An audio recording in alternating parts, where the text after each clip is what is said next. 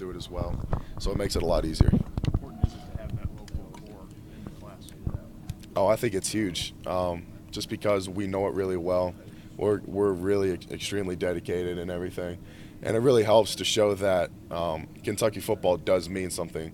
When a guy from Ohio comes down, he wants to know what does it mean to the people locally. And the fact that me, Cash, Landon, Zaire, Devontae are all committed here, and we understand. Devontae had an offer from Notre Dame. Cash, Landon, we all had big offers. It shows these guys that we've been here, we've lived it, we grew up with it, and we want to come here, and that means a lot to the other guys trying to decide. You saw what happened to last year's class, and this year it looks like pretty much everybody's going to stay together. What do you attribute that to? Just the core of it. I mean, everybody has we all came here with the same understanding of what we want to do. And the reason why we've only had 2 decommitments is because the rest of those guys are here for the same thing. We're not here. We don't have guys here to try to make the NFL. We don't have guys here to try to play early. We're all here to help change the program.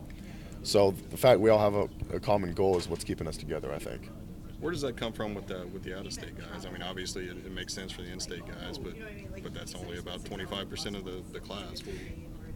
For the out-state guys, I think it's the closest SEC school to them, and they've always followed Kentucky. And the fact that the coaches make such a presence in Ohio and in these other states that they've basically made Kentucky a home state school for Ohio. I mean, Ohio kids, if they want to play in the SEC, a lot of them will come to Kentucky.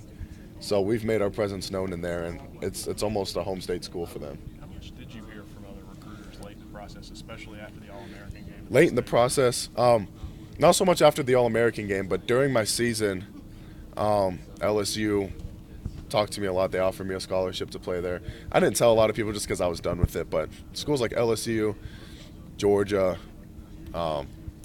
Michigan all talked to me during the season, during the All-American game.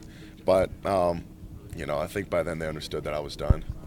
How much negative recruiting was going on, especially the way UK season ended? I'm not going to tell any names or any schools, but yeah, it happens because a guy like me who's so committed to Kentucky, that's their way of trying to pull me out of it.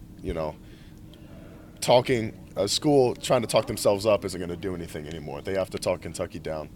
So it happened more last year when I committed after the first 5-7 season. That's when it more happened. A lot of them do it, and they do it to the other recruits too.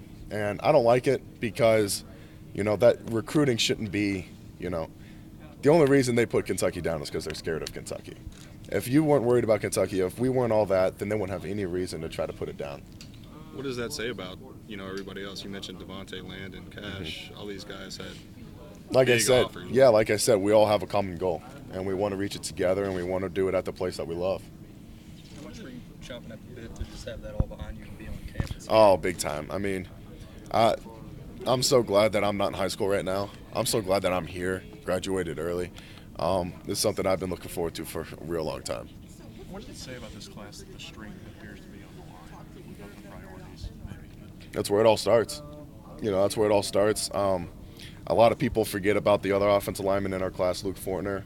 Luke's a big guy. He has a body very similar to John Toth, just a tall guy, real fit, big arms, big legs.